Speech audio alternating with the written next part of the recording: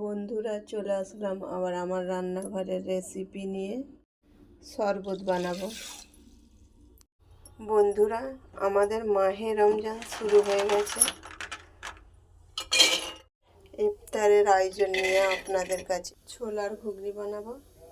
বিম কড়াই সেদ্ধ, আলু, পেঁয়াজ, টমেটো আর ছোলা।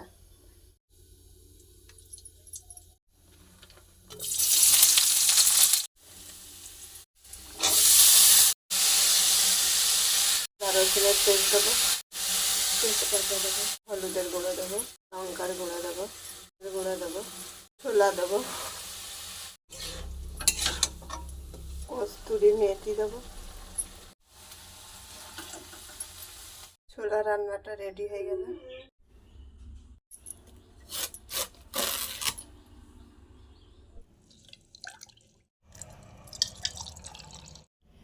ইফতার করার জন্য এগুলো রেডি করে ফেললাম।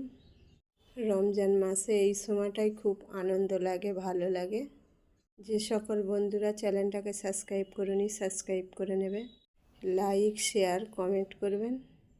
উপরওয়ালা সবাইকে সুস্থ রাখুক। রমজান মাসে যেন সবাই সুস্থ থাকে, ভালো থাকে। খোদা হাফেজ।